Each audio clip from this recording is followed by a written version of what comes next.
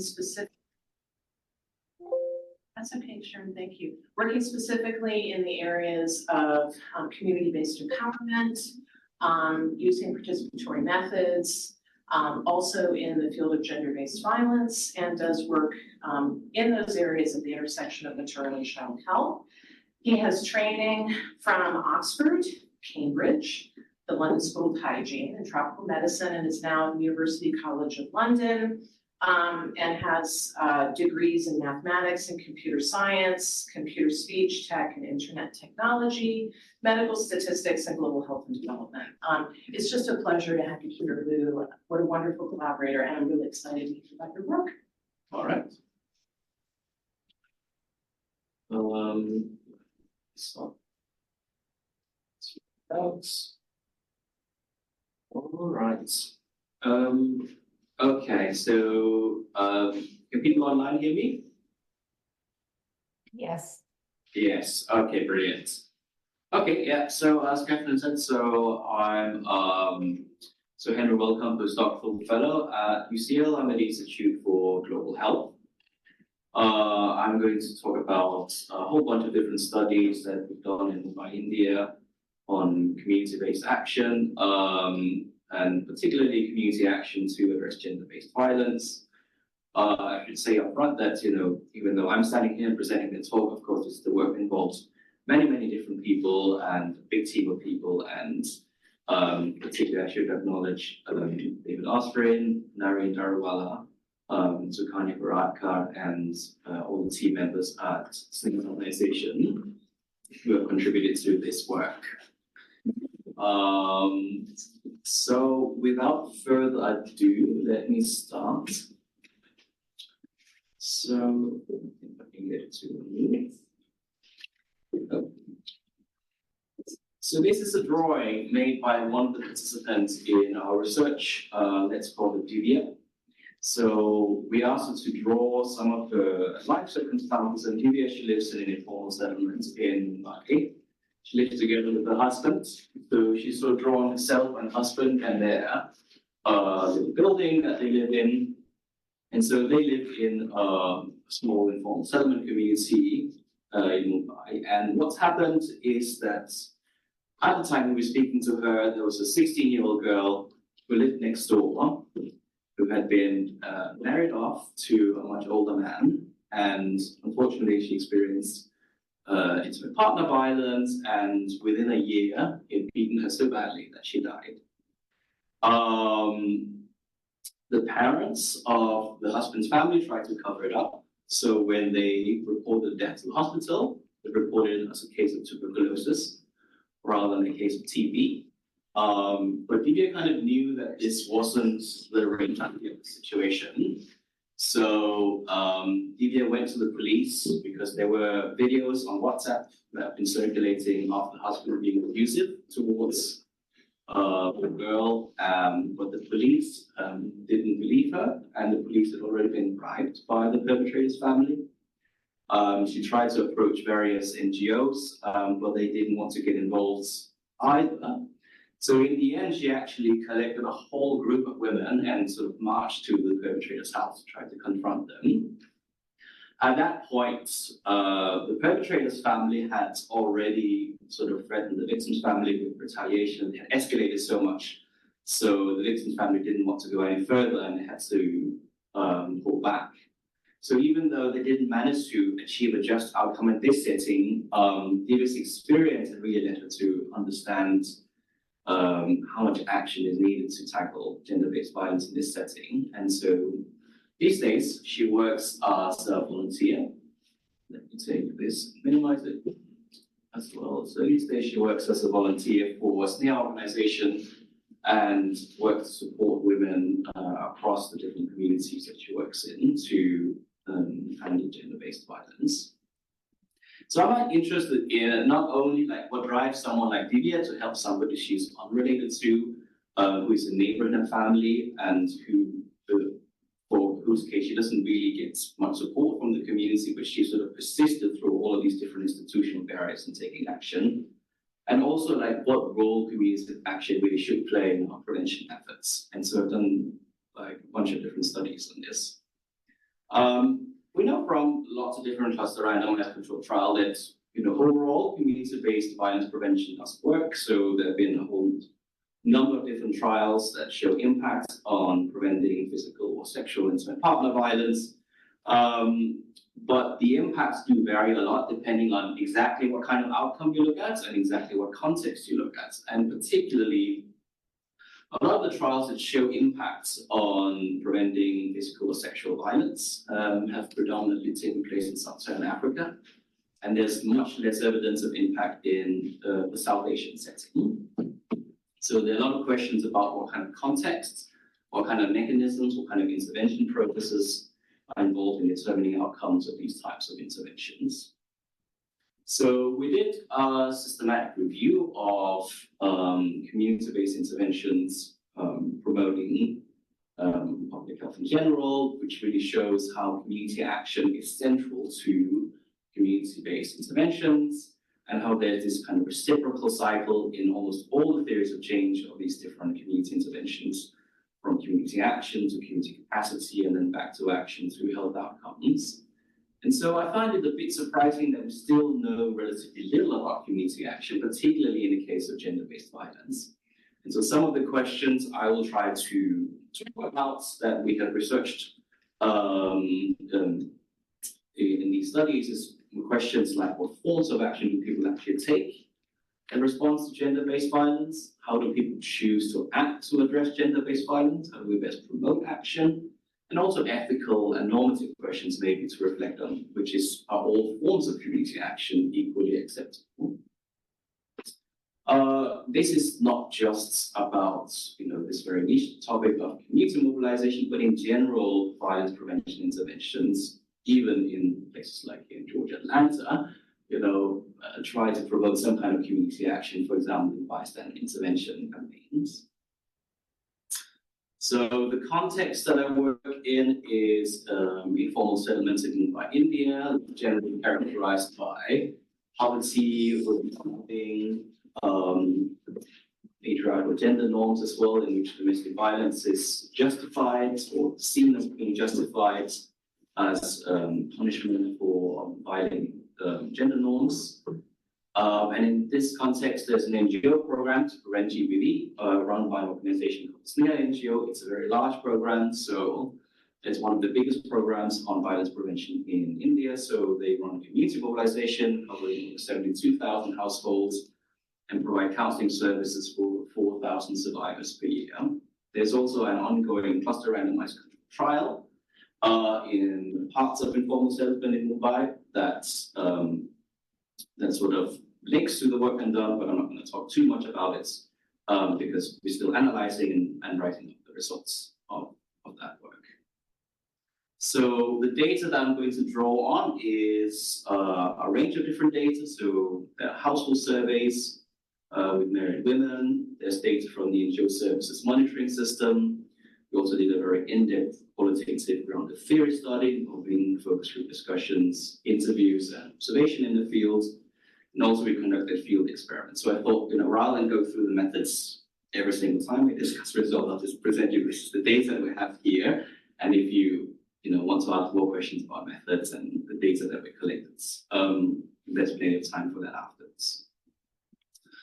So the first question is around what forms of community action take place that I'm interested in. And one of the things that come up when we look at the household survey of action is that community action is both common and tends to take a collective form rather than an individual form. So about 10% of community members had seen a case of sexual harassment in the past 12 months, 21% had seen an incident of domestic violence, but about a third of the community members had intervened in the incident themselves. So it's not uncommon to intervene. Very often, even if they had not intervened themselves, they report seeing other people intervene. So about 3/4 of people that intervene.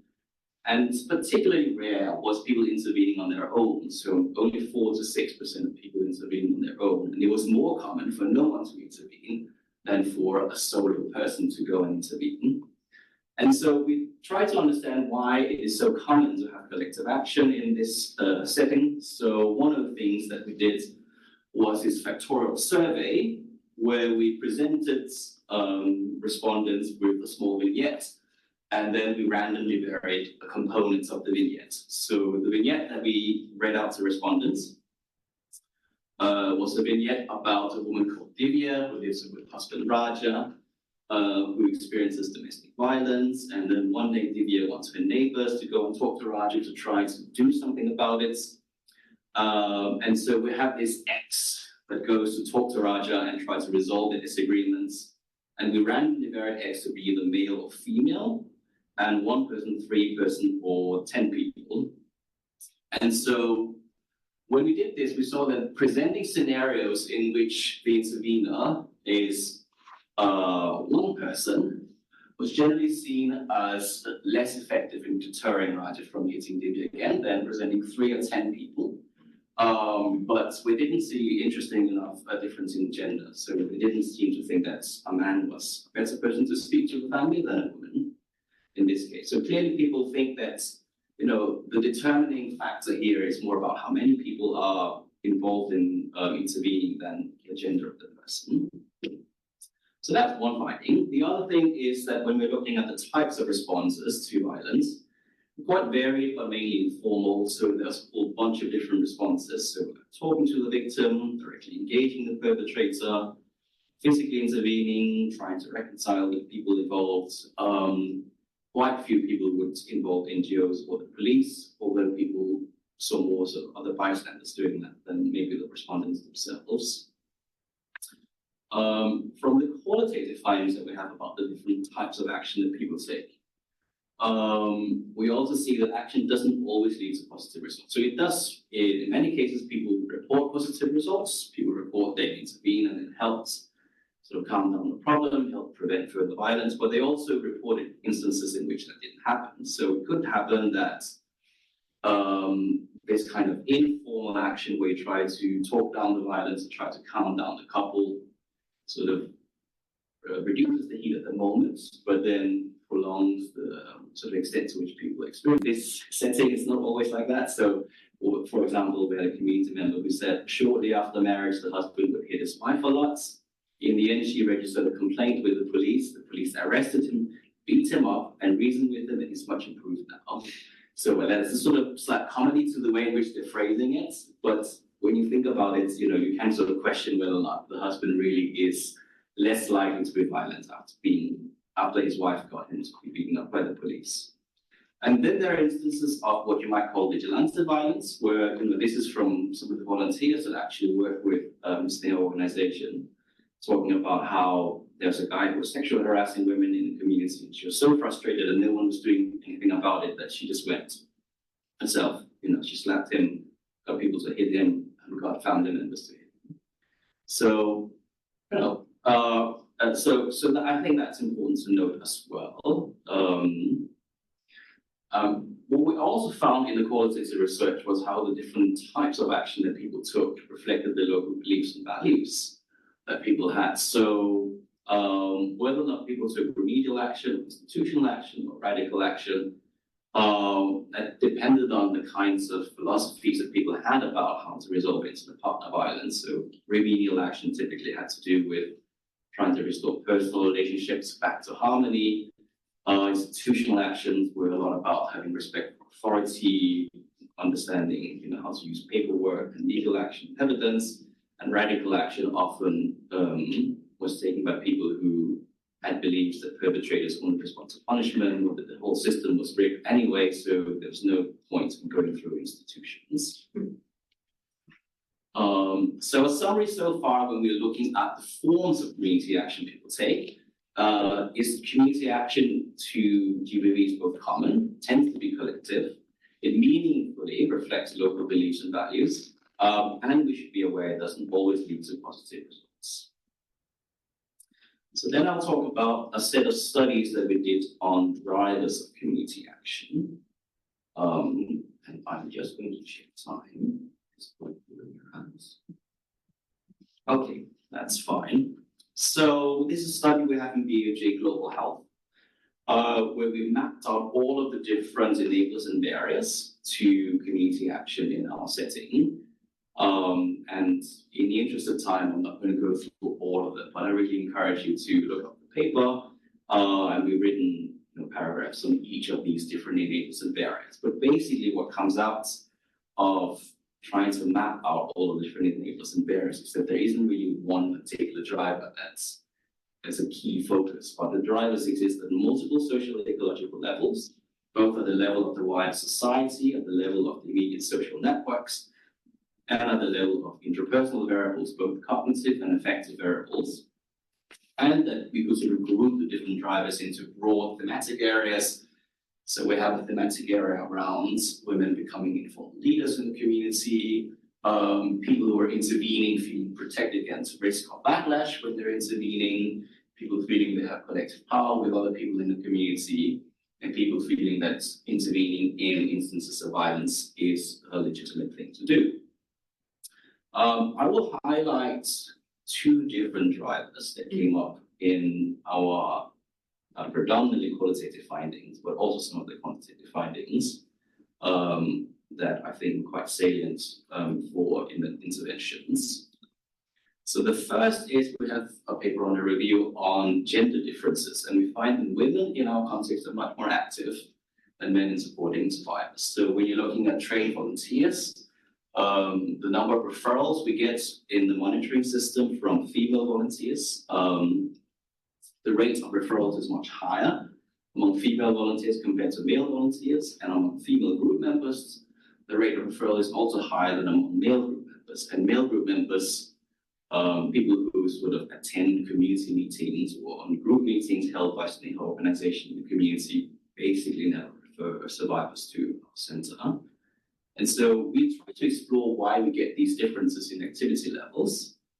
And we found 4 different factors that made it kind of so obvious why we get these different things. So the first one was looking at the emotional response to the issue of violence.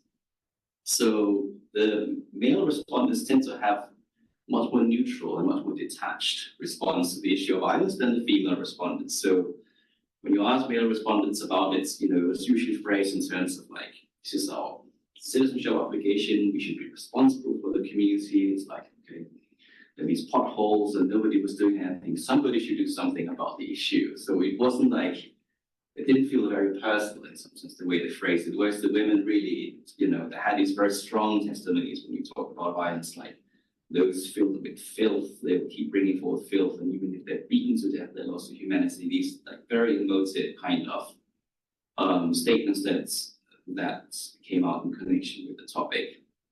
Similarly with perceived stakes, so this is probably something you also see when you're doing violence prevention in Georgia, is that for men, often they say, okay, this is a women's issue, it doesn't have anything to do with us, and so we don't know anything about it.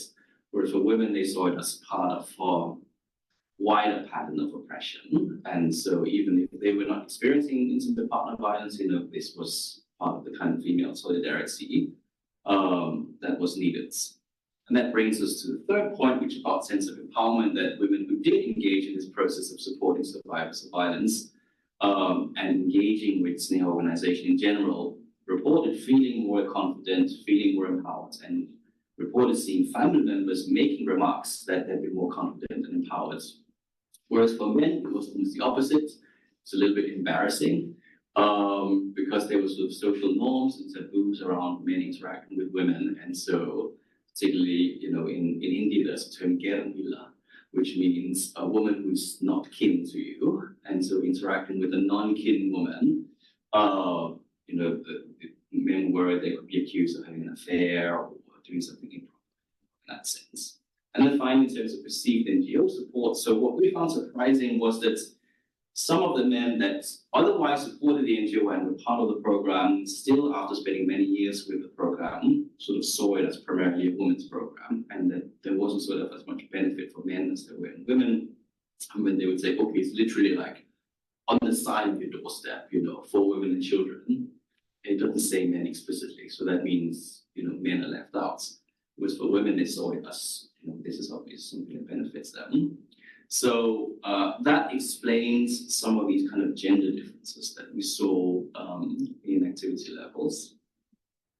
We have another paper looking not at gender differences, but at sort of contextual differences in the types of community action that people take. So this one is literally just came out yesterday, so I encourage you to look it up and read it if you have time.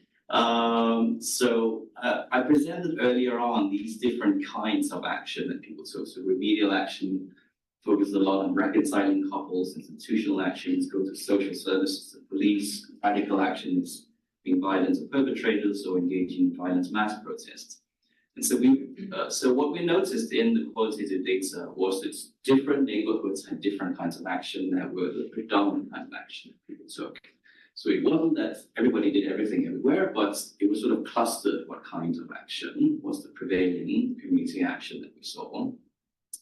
And looking into why we had this kind of clustering, you really reflected a lot about the sort of meanings that people attached to the action. So in context favoring remedial action, often it was kind of quite dangerous to get involved with the neighbors, so to try to interfere too much in what the neighbors were doing. So people would report extreme levels of crime, like waves of robbery and murder, to the extent that some people said cutting people is like cutting vegetables.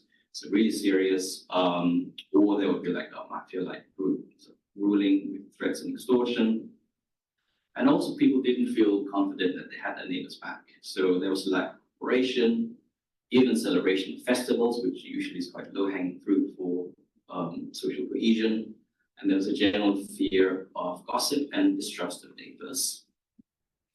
The context favoring institutional action was completely different. So people would say that there's an ease of access to the government, that successfully themselves petitioned for things like building a skywalk, getting a bus service, getting street lights, street cameras, which I think even Atlanta, it's not something you can get the local government to just do for you. There was a general consensus that the police were accessible and competent, so people would really trust the police and say things like, okay, the police can figure out whether people are speaking the truth or whether they're lying.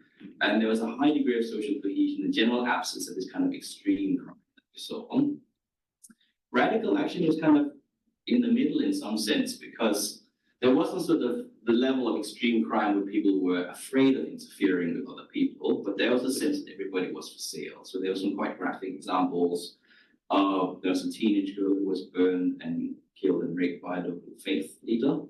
And the faith leader was arrested by the police, but then released after a bribe.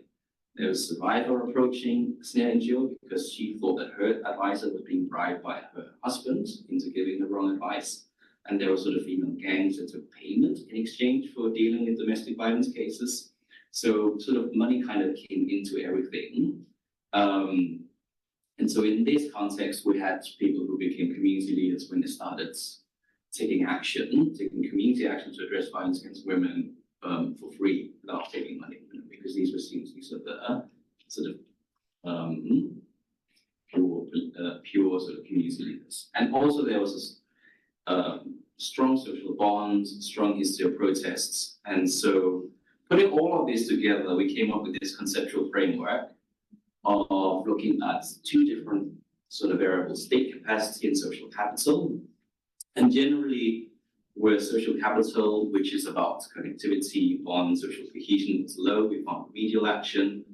Where state capacity was high, so the police had power in the community, the police was respected and people thought they were transparently governed, but also social capital was high, we saw institutional action, but where state capacity was low, but social capital was high, and we saw radical action. So summarizing this, found drivers of community action exist at multiple social and ecological levels. Action to address GBV was a highly gendered activity, and the choice of action was influenced by context, including social capital and state capacity. Check time again. Yeah, we were right. So then I'll talk about the last study that we did. So this is a study on trying to promote community action. So it's an intervention study. So within the areas in which we're working in the communities, there's a large-scale cluster randomized control trial that's running called the Snare trial. It's testing a 3-year-long community package consisting of a bunch of different things, including group meetings with women's, men's, and adolescent groups, volunteer training on responding to gender-based violence, counseling support with links to police, legal, psychosocial, and health services. So that is going on, but what we wanted to do was to say, okay, can we take some of our knowledge about community action and design a brief behavioral intervention sort of nested within the trial that would promote community action. So we have a pre-registered protocol, and you can look up the protocol if you want about exactly how we designed this. So doing field experiments, there's sort of benefits and drawbacks. So the drawback of it is that because you're working with overt behavior, obviously there are ethical constraints to what kind of behaviors you can work with. So if you're doing a survey, if you're doing qualitative research, you can ask people, have you seen women experiencing violence and how did you react to it? But if you're doing a field experiment, you can't put people in situations where they're witnessing violence or they think they're witnessing violence and see how they react because, it's not ethically acceptable to do it. So we didn't look at reactive community action for this field experiment, where we looked at proactive community action. So we looked at whether people are willing to join awareness-raising campaigns and whether people are willing to try to change attitudes and norms in the community. The benefit of doing field experiments is that you do get to see people doing their behavior. So if you're doing the surveys and you're doing the qualitative research, it's all based on self-reports. So, even though we generally, believe the community members when they're telling us about the kind of community action, you can't control for social desirability or people sort of overemphasizing or exaggerating the extent to which they are intervening in case of violence. But here you actually see people participate in the campaign and participate in the action. So the kind of outcome behaviors we had was to join a campaign to speak to your neighbor to help raise awareness. So we asked them to pick a neighbor and go speak to them, tell them that GBV is wrong, it shouldn't be tolerated, and you could call the police on 103 for help. And then we had another outcome behavior. We were supposed to join a poster campaign, which you can see a picture of this poster campaign that we did. In the neighborhood, we're contributing a photo of their own face. So that was something quite sensitive in this context, because you would get local women to actually see whether or not they were willing to have their face put on a poster in their own neighborhood, saying they were against GBV. And then we gave them some way of sort of getting out of it if they didn't want to participate in it, by saying that if you don't want a photo of your face, you can also just contribute a photo of your hand, because that way people can participate without having to share a photo of their face. The kind of intervention that we did was we wanted to try to create an intervention that made women aware of their connections with each other and the extent to which society was structured in a way that they all had something in common in experiencing gender inequality. So we designed these series of statements. They were true statements that we have heard women and men speak in the community to SNEHA staff. So that could be either to community staff or in the counseling center. And then we asked people to guess whether or not a man or woman said it, and then reflect on why they thought that was the case. When you look at the statements, it's probably not very difficult to guess. So the first statement is, I came home tired and my spouse did not even give me a glass of water, so I slapped him. So most people would say it's probably a man who said it. But then we asked them, could you imagine a woman saying it? And if you can't imagine a woman saying it, why do you think it's so hard to imagine a woman saying it?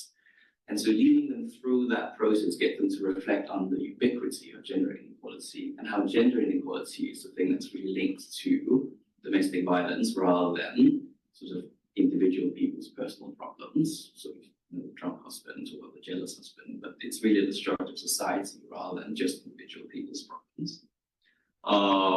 Another one that we had was, I can survive on just bread and water, but there should be peace in the house. So that tends to be, people say, okay, that's obviously a woman who said it, it's not a man. I was told never leave the house, never talk to anyone. Again, it was really hard to imagine. It's probably, I don't know what's really happened, that a man would be told that by his wife. It's always the other way around. My spouse insists on having sex with me again and again. Someone said to me on the street, what eye candy? Again, it doesn't really happen to men. 50-year person used to follow behind me on the streets. And then we also work with an artist to design picture cards. So give it a slight trigger warning, it's only a bit graphic. But we designed picture cards of sort of situations in which these things happened after people guessed sentences and had a discussion with them around the picture cards to see, to talk about, what does this tell us about the society that we live in and what does it tell us about social norms and attitudes. So when we evaluated this intervention, what did we find? Well, actually, we didn't find that it had really any impacts on the outcome behaviors, unfortunately. So the awareness raising session, we didn't really find any evidence that it's increased either of the three behaviors relative to two different controls. We had one control where we showed them the pictures only and didn't discuss gender inequality to see whether or not just showing the pictures was enough. And then we had a nutrition section where we just talked about something unrelated to women's to intimate partner violence. Interestingly, also, when we compared people who lived in the Tara trial intervention area and the Tara control area, we also didn't find a difference. And that's interesting because this is a brief intervention, it's 30-45 minutes, but the whole Tara trial intervention is 3 years of intensive community meetings. And the meetings are quite saturated in the community. So we have about one group for every 7 streets.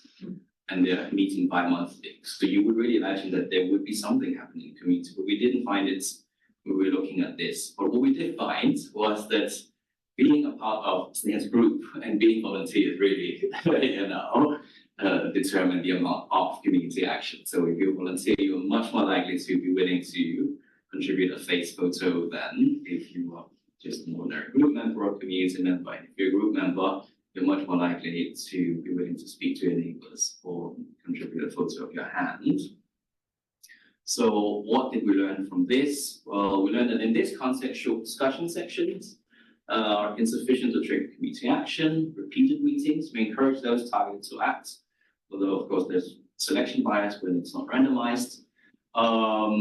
Willingness shouldn't be assumed to diffuse into the community at large, and critical awareness shouldn't be assumed to trigger action. And it's interesting because we did design this intervention together with behavioral economists and social psychologists who work in high-income settings. And in high-income settings, you get these studies where people basically do a short priming intervention where you read a text on gender-based violence and you see differences in behavior afterwards. So this is a context where it's much more difficult to shift those behaviors than maybe in other contexts where people have studied this phenomenon. So some brief reflections. So I think from all of this, you probably should be able to see that promoting community action is not non-trivial. So community action in response to gender-based violence is fairly common, but certain forms of action are more common than others. Not all forms of action lead to unequivocally positive outcomes, and brief behavior change interventions shouldn't be assumed to promote action. Also, community action reflects and is determined by the local context, including multiple social and ecological levels and gender norms. And also, we should consider, because the kind of community action people can take can vary so much, we should also not just consider how to promote more and more action, but also promote the right kind of action. So what form the action takes that we're promoting in a community intervention. When it comes to the gender activity, I think this is something that sort of resonated quite a lot with us. Some of the discussions have been on engaging men. So Michael Flood has written this piece where he said that the growing emphasis on the need to involve men in stopping violence is a feminist achievement, but it has diminished recognition of the need for women only and women-focused programs and services, and may have fueled the mistaken belief that all interventions should include men. So, I mean, these findings that we have about different activity levels of men and women, I mean, it's well known as that we have different activity levels between men and women. And so there are lots of different discussions about, is it fair to invest a lot of money in trying to make men more active when it costs more to make men more active than women in this context? And we're trying to rectify gender inequality in the first place. And so what I argue is that maybe, rather than feel this kind of pressure that you have to engage the men, that maybe allow for different goals for engaging men and engaging women, that maybe the program that engages men doesn't have to try to get the men to do the same thing or the same kind of community actions that the women do. And also, I think we need to be more contextualized and have more nuanced views on power. So rather than this kind of, in community programs, often, especially when you're promoting community programs, you have this kind of spiel about community interventions, empower communities, and the community is empowered and they're going to solve all problems. Really sort of think about what kind of empowerments you're giving to the communities and how they're going to use them responsibly. So this quote really resonated quite a lot with us from Chaudhary, who did a study in West Bengal in India on survivors of violence, which is that to engage the law and not be suppressed, women have to be cunning, socially connected, able to gather evidence, able to ferry documents, able to round up witnesses, aggressive, persuasive, and potentially violent, both against the forces of law and against their own abusers. So, they had to be like super women in order to really achieve justice for cases of intimate partner violence. So I think in this context, we really need to think in a much more nuanced way about how to rectify power imbalances. And that's it.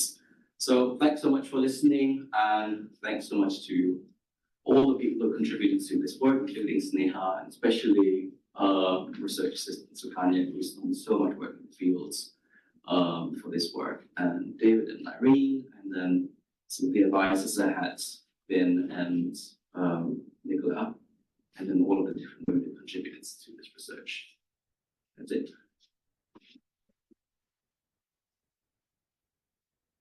Really nice. I think we have, so some people leaving for a 1 o'clock class, but we have plenty of time for discussion. Yeah. So if you want to facilitate questions, and people online might have some. Yeah, so if anyone has any questions, feel free to ask me.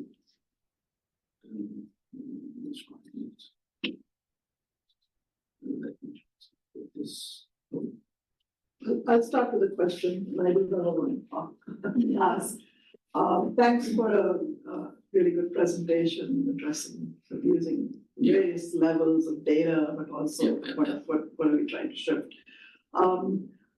In your discussion about how context is so critical for types of actions, and so then that has implications for where do you mobilize communities, and how do you mobilize? Sneha is set in a very, very challenging and difficult context for Mumbai, which is a And so I was just curious, if you took this, and I've worked in Bihar and UP, and you took this and went into a rural setting, what do you expect to find, or how would you approach this? Using the same South Asian context, norms probably are not a whole lot different, but just wanted to hear from you on that. I think there's things that make it easier, things that make it harder, right? I mean, the things that make it easier is that the social cohesion and social capital would definitely be stronger in the rural areas than the urban areas. So, urban areas in Mumbai, as you probably know, it's not so different from urban areas here. Like, people barely know the person who lives in their own building, let alone people on the next streets to them. So it's much more fragmented in the urban area. So it takes much more work to build community there, whereas in the villages, there's more of that social capital to leverage. Institutions are a lot, probably more, more traditional conservative, like the panchayats, and they'll generally sort of limited access to the police or to other kinds of formal institutions, in the rural areas. So I work with what's it called again, but the National Rural Development Ministry or something like that, on the big SSG program, and they want to do gender-based violence prevention on the SSG program, and so that's beyond, rural areas like that. And you can get people together to take action, and you can develop that, but then the capacity of the formal capacity is hard to build because you have low levels of literacy and finding people who have progressive views rather than traditional views to put in the roles of advocates and social service providers much harder. So I think it's both easier and harder. You see what I mean? Good questions? Yeah. Thank you so much, Lou, for that presentation, and really exciting to see you here. We have met a couple of times, and it's great to see you in Atlanta. My question is a little bit about these gangs, these women's gangs that were described as a little bit mafia-like. Yeah. And I'm coming at this from something that we've heard in our work, which is sort of backlash against feminist movements. So I'm curious to hear more about these women's groups, and especially in the context of that last quote that you shared. Like, are these actually, women's mafias or simply financial interests? Where does feminism sit within those groups or organizations? And, is this sort of an amplification of when we hear about women, bidirectional violence within a relationship? Is this sort of a community level version of that? Yeah, it's a good question. So we try to think about this. It's a really hard question to think about. So we try to think about it in various ways. I think one of the things that comes out is that with the sort of division of gender roles, the men tend to be away during the day from the community, and so the women are the ones who are in the community. So if anybody was going to run a gang during the day in the community, it would have to be the women because the men are not there. And so there's something about the sort of geography and the space that means that it lends itself more to maybe that kind of situation. From the descriptions we have of people who live in the community, and these are descriptions from women we've spoken to, so not sort of men's views on women's roles, but mostly from the women. It's really some of the groups are really quite mafia-like. So we have stories where they say, whatever we say goes. You can't do anything that we say against what we say. And so one of the things the group, so in one of the communities, decided was that anybody who wanted to build anything onto their buildings had to ask them for permission.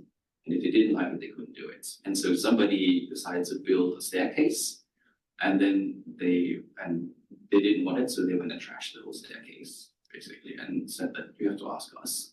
And they also go and sort of ask for, a bit like a gang, go around and ask for extortion money.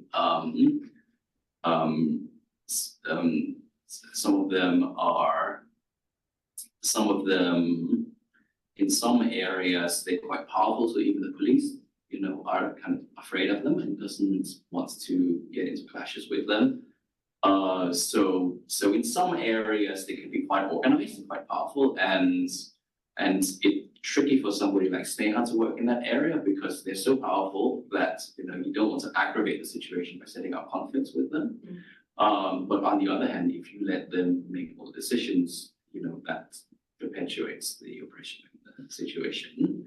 Other areas, it may be one or two people who go around and beat other people up for money. And it's not necessarily something very organized. So it varies a little bit by community. Other questions? Other questions?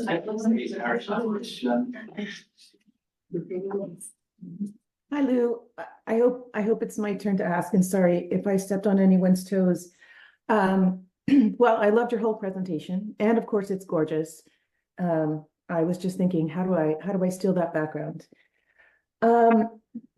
One of the things I wanted to ask is really about men's involvement in this process, and also how that links to power and change. Thinking about the overall intervention.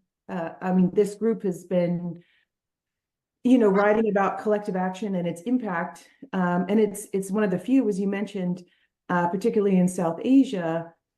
But I would be curious to your thoughts about the role of men or their lack of role in this process of movement building and collective action.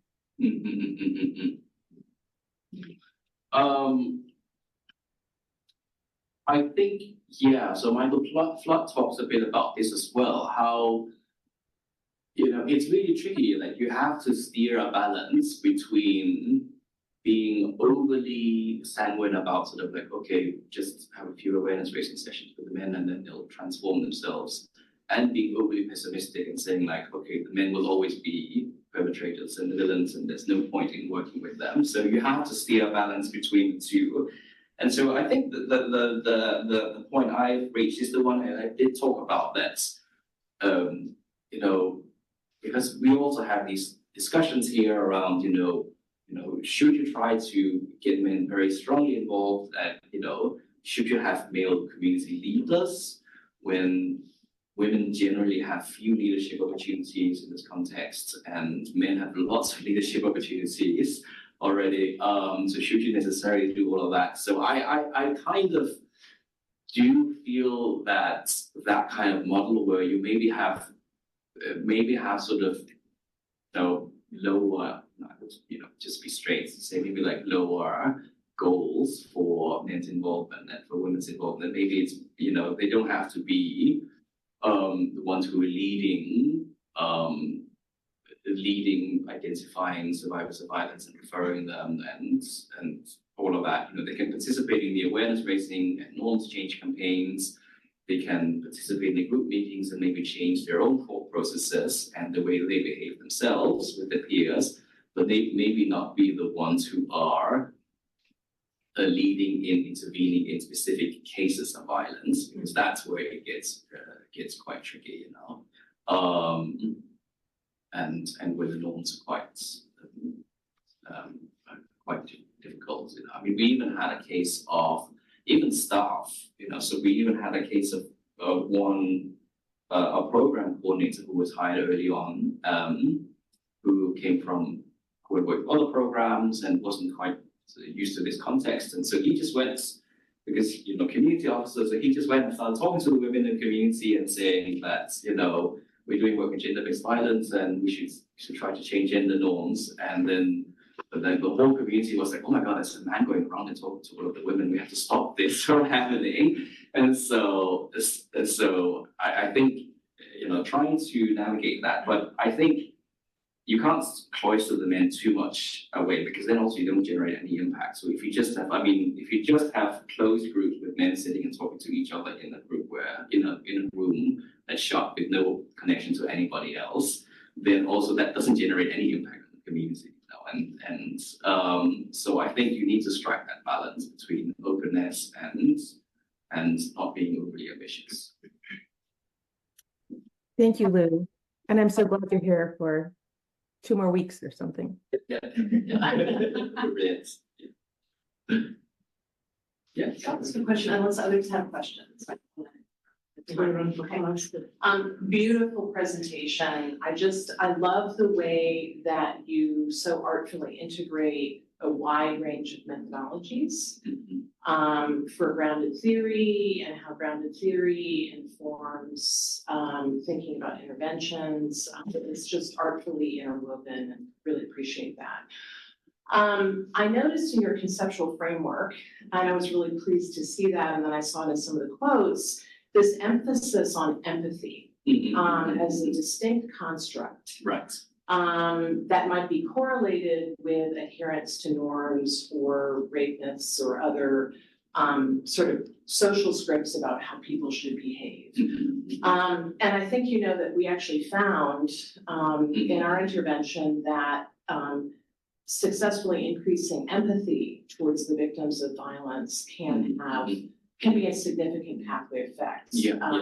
Pathway effect in interventions. And so I just wondered, what would you, given the findings that you had with respect to the grief intervention, which I don't think anyone is surprised about, burns are hard to change. What would you recommend in this particular context, given the difficulties that Usha raised with respect to this context and some of the things that you described? What would you recommend? So I definitely, I think that's like taking an empathy-based approach, I think is a good idea, So having something around, meetings with the male groups and the female groups and getting them together to sort of hear each other's stories, focusing on trying to get people to understand the other person's perspective. I think that is probably a good way of going about it. I think what this research shows in some ways is that you can get so far with approaches that have a lot to do with accountability and punishment and links to the police, but that kind of reaches the limit after a while. And so trying to build more empathy into the process, I think, would be really crucial. Other questions? Megan? See comments? Yeah.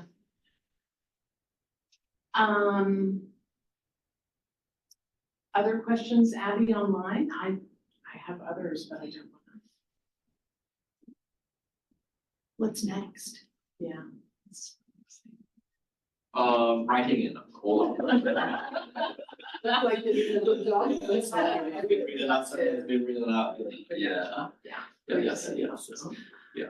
Well, I'll just raise another question. One of the things that empowerment theorists discuss is that critical awareness raising is a piece of it, right? Becoming aware of one's own experience of oppression or inequality, but that's not enough. And I think, Carrie and I have actually seen in the context of social norms interventions is that it's hard to have an impact in really challenging contexts like the one that you're working in. Yes. And so I'm wondering about ways of integrating innovatively social norms approach, critical awareness raising social norms approaches with other components that may create more enabling environments. And this is a really challenging environment in which to work, but I just wondered if other pieces, that